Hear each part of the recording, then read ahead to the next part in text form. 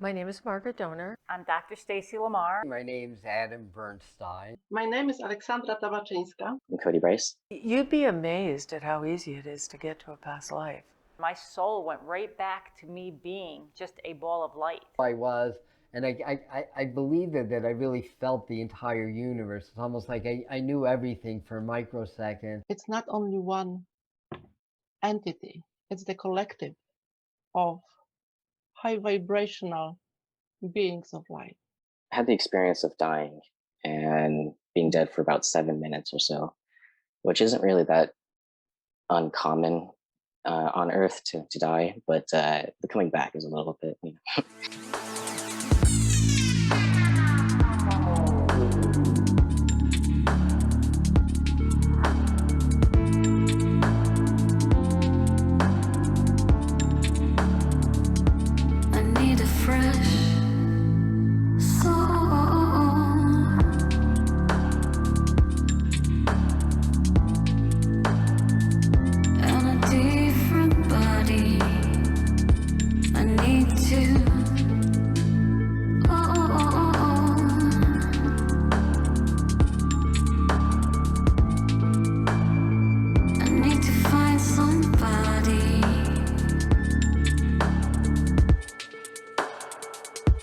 Black skies glowing.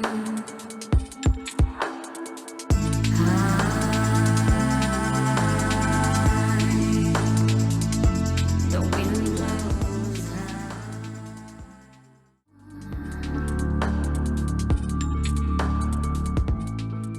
My name is Margaret Donor, and I'm a licensed massage therapist. That's how I started my journey into healing.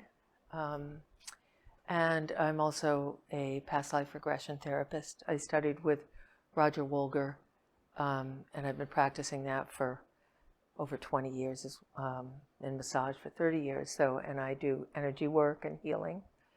And I work with my husband at Partners in Massage. Or sort of organically out of that work, a lot of my interest in what you think of as starseed, right? These starseed beings, people, those of us who relate to an idea of not just living one life, but living multiple lives, not only human, but possibly even non-human, or having come from other star systems. And it grew organically out of that work as a healer, as a massage therapist, and a past life regression therapist. I began this journey through my past lives, other people's past lives, and I began to uncover more and more and more layers. Unbelievable. So I remembered, for me, my husband Chris and I were in Atlantis together. We were teachers on a small island in Atlantis, and I remembered there was an enormous crystal that came out of the sort of the ground. I'm sure it had been planted there somehow, and they had built almost what you would think of as like an amphitheater or something around it. And people would go and sit in the seats or the benches or along the grass, whatever around it. And when you felt like you needed to get energy and energized, you could close your eyes and meditate and connect with the crystal and draw energy. And when you felt that you had energy to give, you would sit and you would sort of meditate and put energy in the crystal for others to gain energy. And there was a very much of a strong sense of community at that time, and a sense that we were giving energy back to the earth itself through these crystals. You could call me like an anchor of vibration. I anchor down these really high vibrations that go down into Earth, and she kind of accepts it and resonates with it. We brought in with us, because I think Atlantis and Lemuria were both starseed civilizations to some extent. We brought with us knowledge from these other places, Syria, the Syrian star system, the Pleiades, and Arcturus, and Lyra, and so forth. And so there was this really profound amount of knowledge and awareness. When you were in Atlanta, what was your human form? We were human. You were We looked exactly. I was male, but we were human. Yeah. you looked Yeah. alike? I'm Dr. Stacy Lamar. I am from Poughkeepsie, New York. I am a nurse practitioner by license. I have a doctorate in public health from New York Medical College, but my businesses these days have been more alternative and complementary. With the past life work that I did, my openness and I think it was just my soul was ready to reveal. And my soul went right back to me being just a ball of light. So I couldn't go any further than that, because in my past life work, I was just this floating little ball in a star system. Well, firstly, my name's Adam Bernstein, and I'm a psychic medium and a healer and a channel. And I think my beginnings started when I was really little, because I have memories of seeing spirits, and also I used to like to do this thing from my carriage and point to people and then consciously send energy to them. Where I got that from or how I knew that, probably from other dimensions or other lifetimes, and just kind of watch their reactions. Yeah, there's one lifetime, I think it was, chronologically in human terms, my last lifetime. I mean, past lives to me are parallel because all time's happening simultaneously. But a good example is that I always had this recurring dream when I was a child of being older and being heavy and trying to get out of my chair with my loved ones begging me not to do it, and then my legs that I couldn't feel were just completely ineffective and I'd fall to the ground. Now, when I was little, and I was getting my childhood vaccines, I must have been 3 years old, and I was asking the doctor, who was very kind, like which each one is, and then I said, and what's this one? And he said, for polio. And I remember just freezing up and just like this chill coming over me. And then for months I would torture my poor mom that she had to tell me over and over again that I'll never get polio because Dr. Saltz made the vaccine and everything.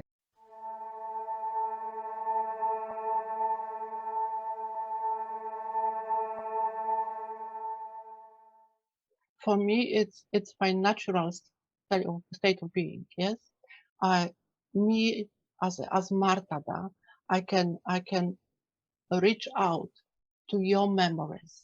Yes, I have access to the Akashic, right? So I do remember my Akashic from the past, but I also remember Akashic of myself from the future, like from a million years from now, or about Earth, what's going to happen. Yes.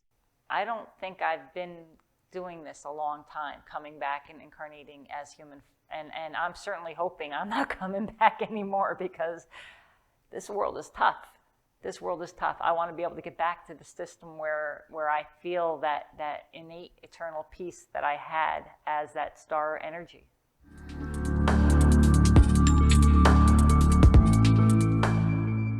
When a soul is choosing to die, right? So, and I believe we do choose death.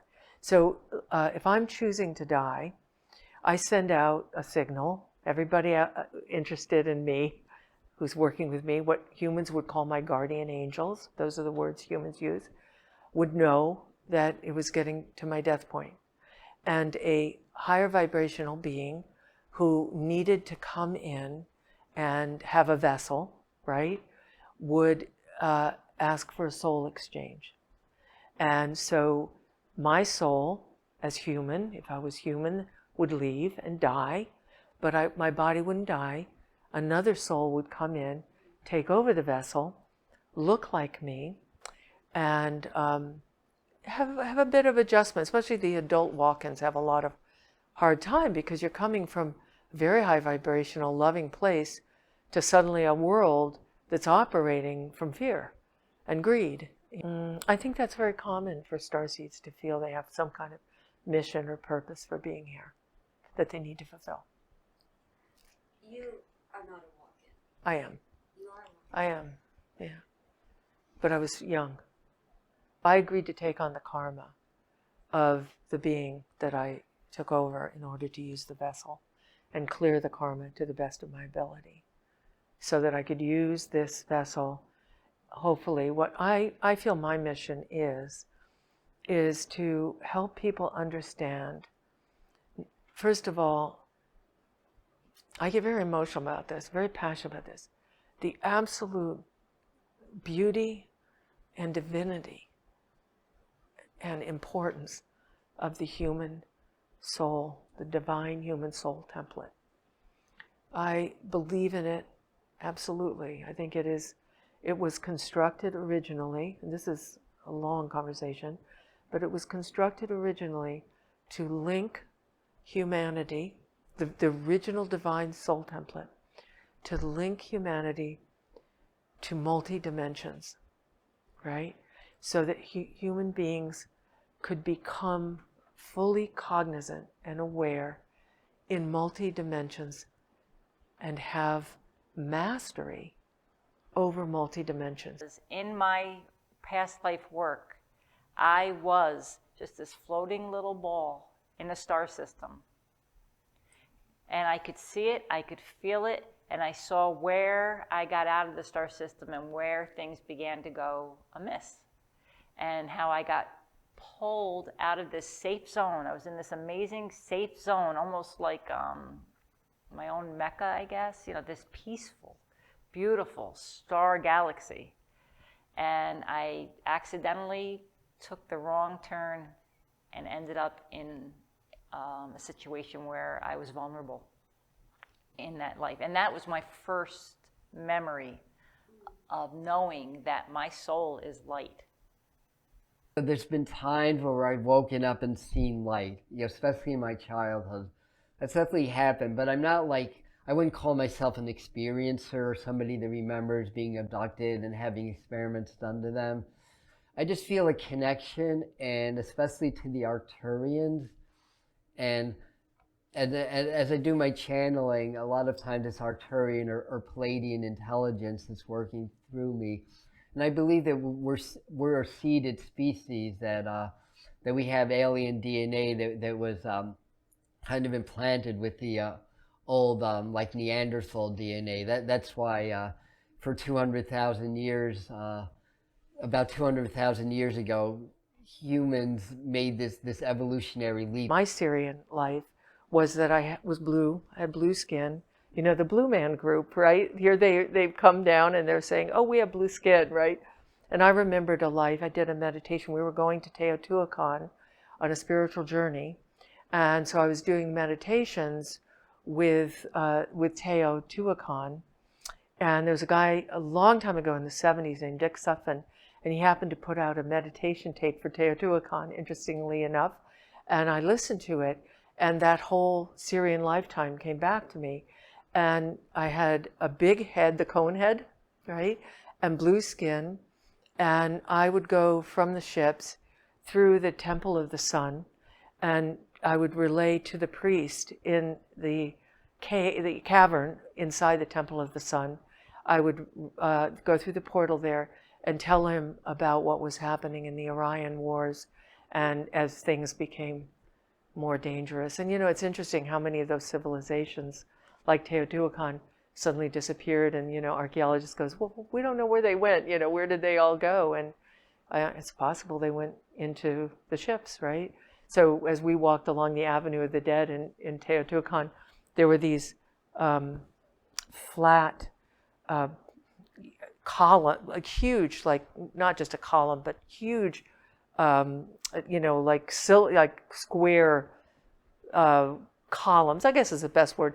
And they went down the Avenue of the Dead, and as we walked by, I said, oh, well, that's where the UFOs used to land, And a lot of people have these memories. So as a past life regressionist, if somebody goes back to a life in Teotihuacan and they say, I remember ships would visit occasionally and they would land on these or something, that's how I would also get information or confirmation where other people would remember these stories or have these experiences in these spiritual places, obviously. I was always very fascinated as a child with the big island of Hawaii. In fact, my best friend and one of the people that works for me moved there.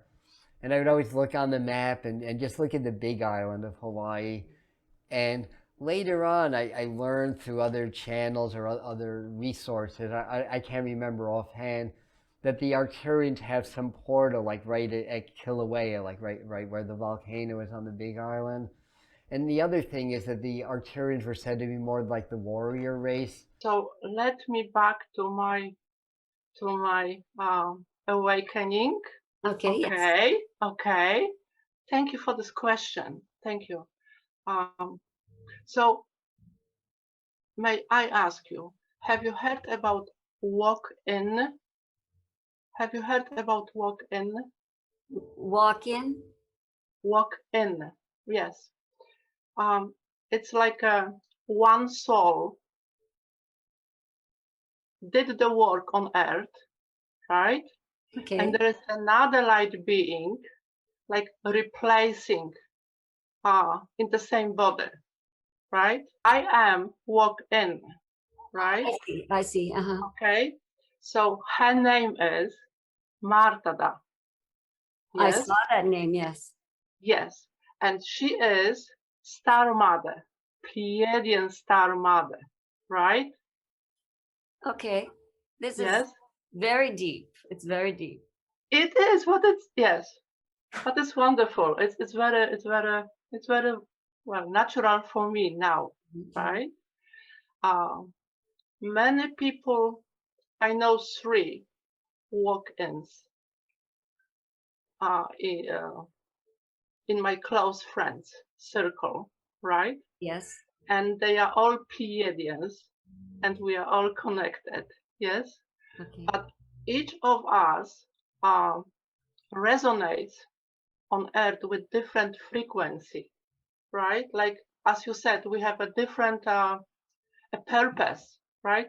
Like a healing or teaching or be just present on earth and bring the frequency high to human understanding, yes? But that's the origin. I haven't had physical visitations, but I have lots of communication. Different species, or if you want to call it that, the different groups. It's my like main. I don't want to say main. They're basically Pleiades. The Pleiades are the ones I connect strongest with because they are the most involved with my life. They are the like parents. They kind of help you get through the lessons and set up lessons for you to grow.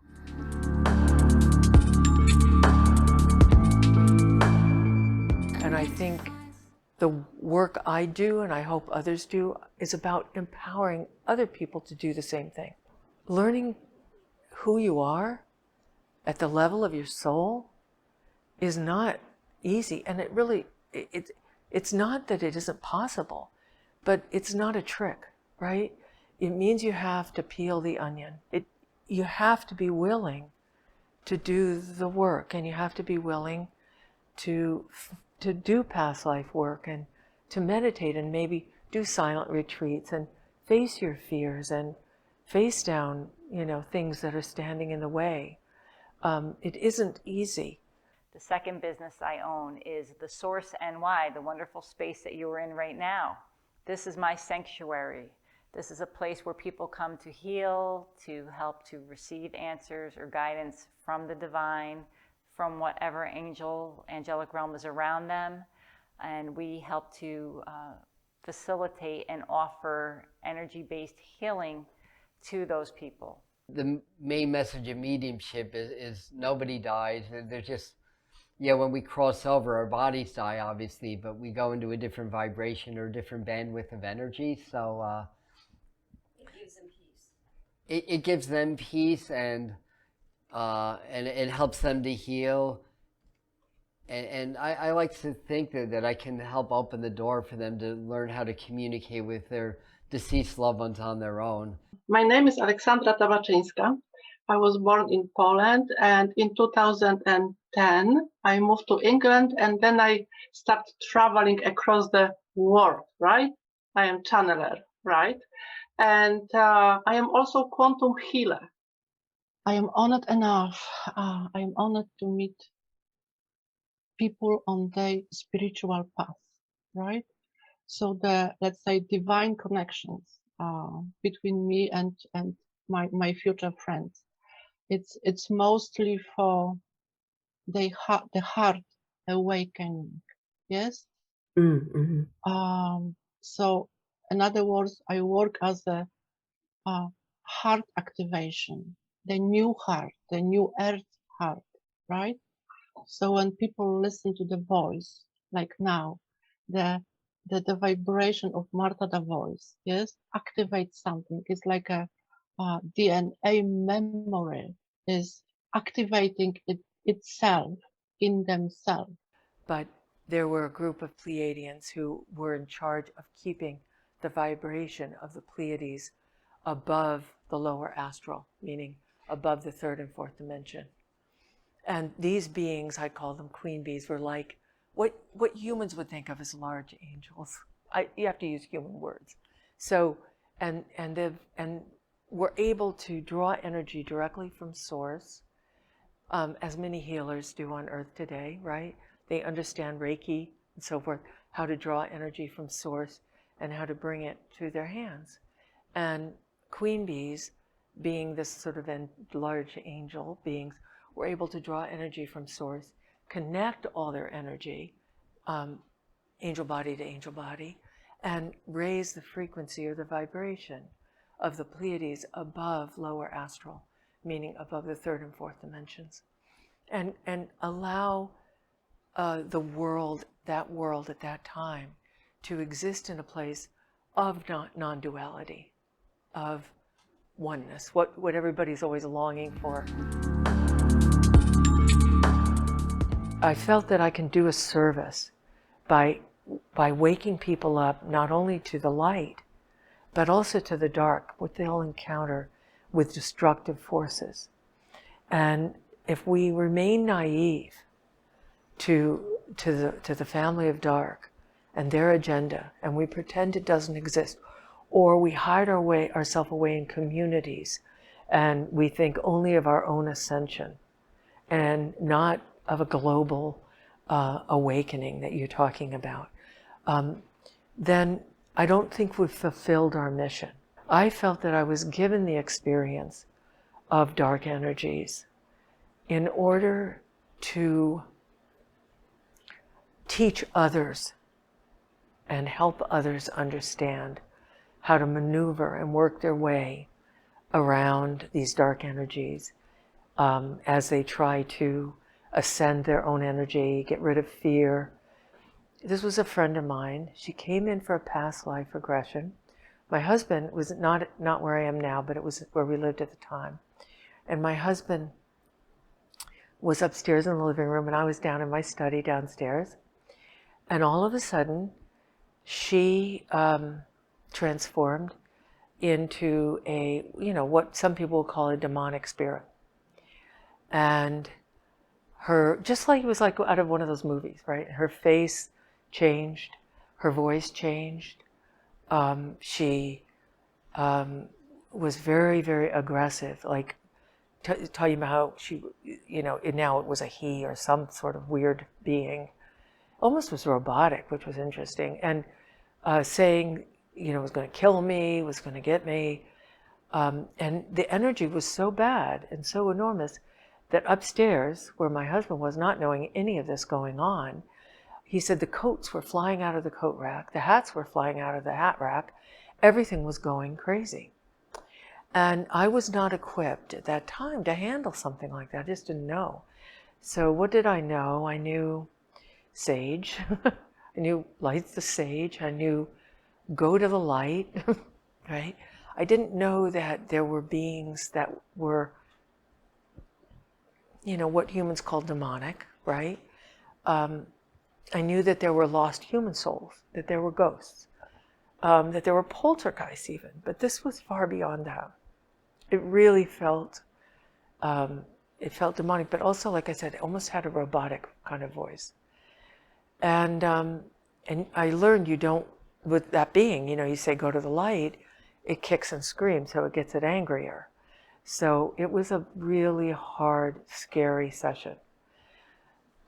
Spirit, I'm going to put it that way, my guides have always prepared me I'm not saying they made it easy, but they've always given me what I need to meet the next task. And a few days before that, I had met a woman who'd given me her business card.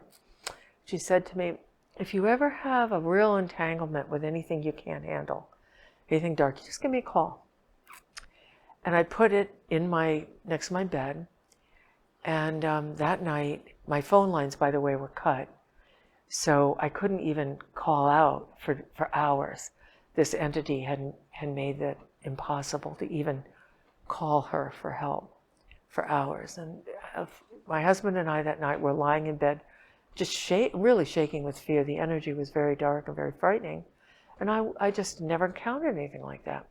So finally the lines came out. I called her, and I got her right away. And she said, repeat after me. And I don't really know what she told me to say at that point, but I repeated it. And this was before I was working with the angels. I wasn't even channeling angels yet. And immediately I said to Chris, there are 2 large archangels on our roof. I said, and there are a whole lot of little angels spinning around down in that room, clearing out the space. And then another angel came and went right into my husband, and he went right to sleep peacefully. And my guardian angel came and went right into me. I went to sleep peacefully. And I woke up and I was much better, but I knew it was time for me to begin another part of my journey. I always said to everyone, they threw me in the deep end of the pool and they said swim. And it was not easy for me because I had to learn so much I didn't understand about what, they call the dark side of the Force. I realized that the New Age, as it has been taught for the most part, has tried to avoid any discussion of dark energy because many people, many practitioners are terrified, as I was.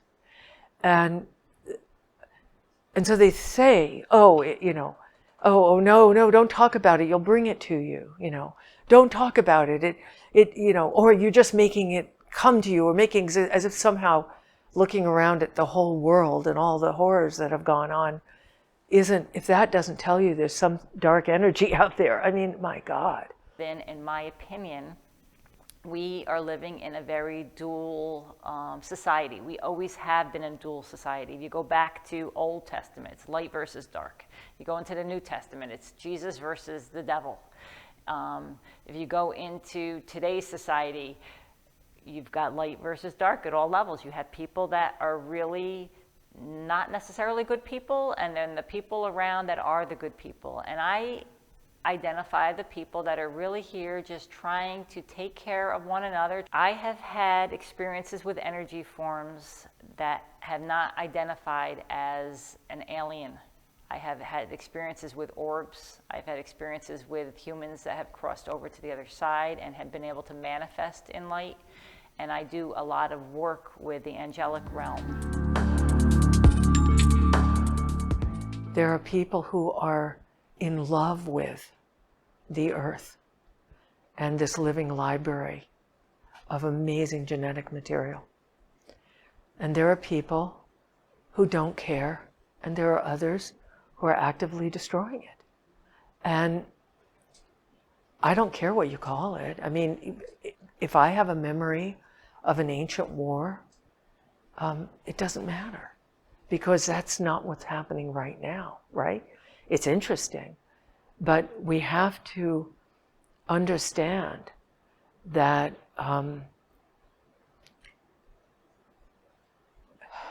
that the human soul is intimately connected to this planet, right? We talk about how, yes, we're made up from the stars, but we're also deeply connected to the earth.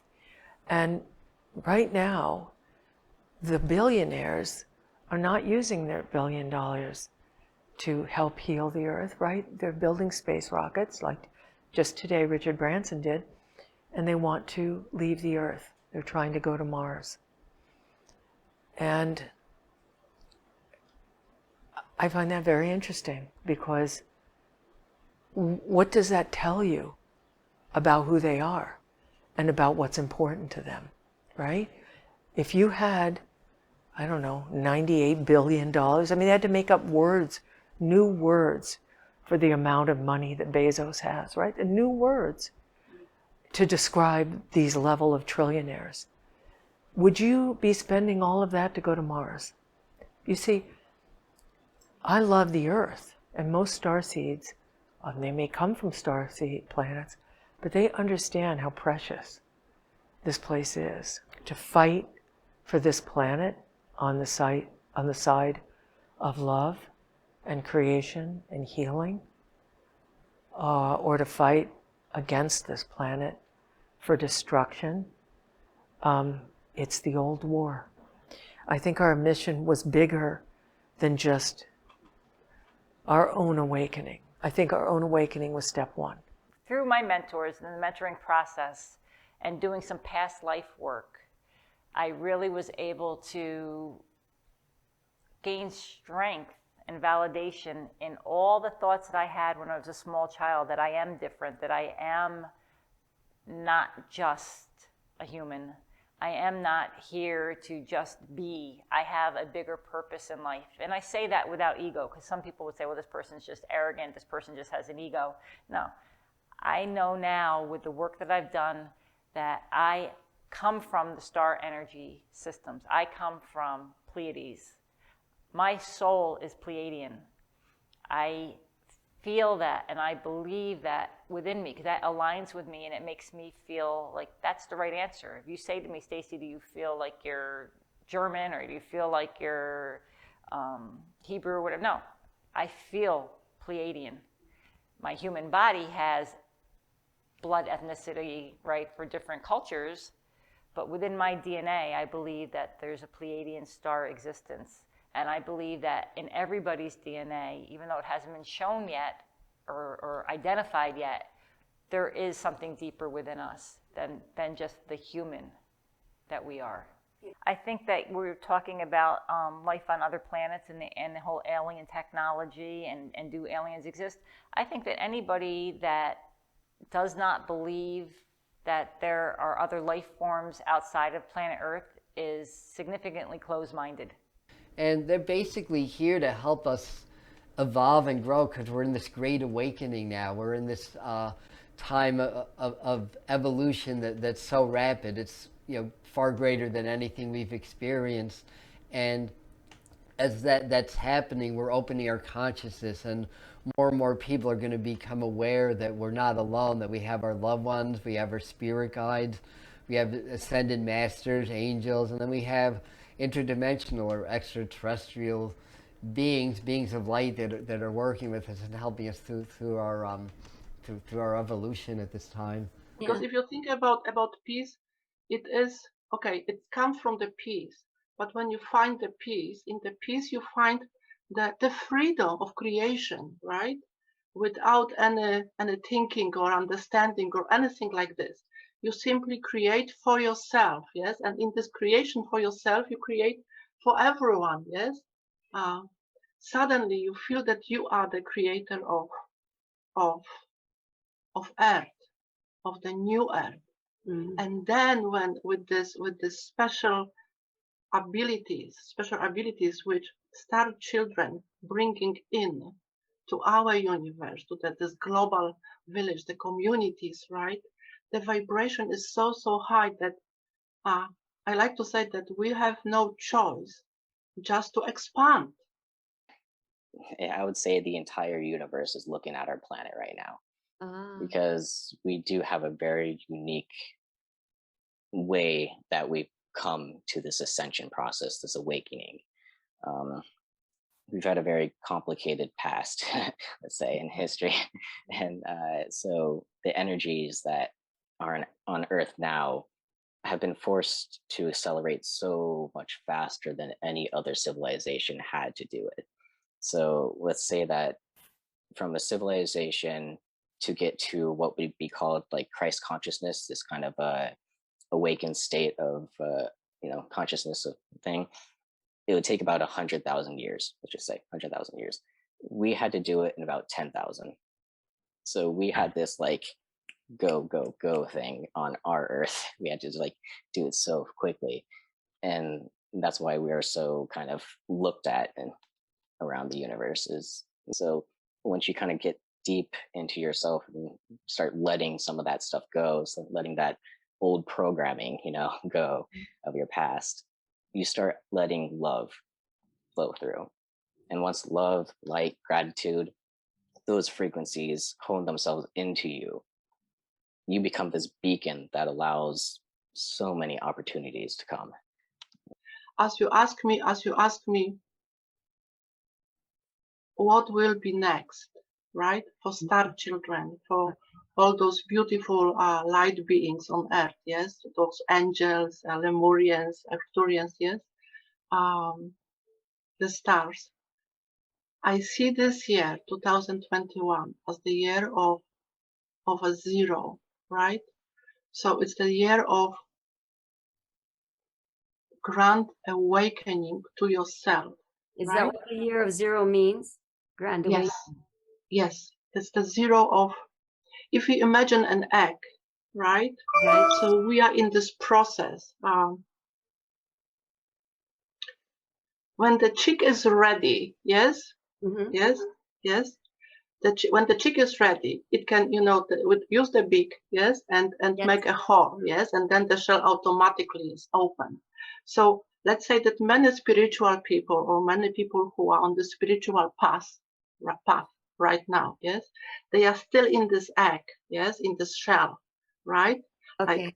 I'm not sure if I can say something. I'm not sure if I'm crystalline child or star child or I am awakened or not, right? They are still in this incubation process, right? But maybe today, maybe tomorrow, maybe next year, yes, it will be the day for them when they try to do this little scratch and say, I am ready, right? To discover who I am, and that's the great awakening. Who I really am. Who am I really?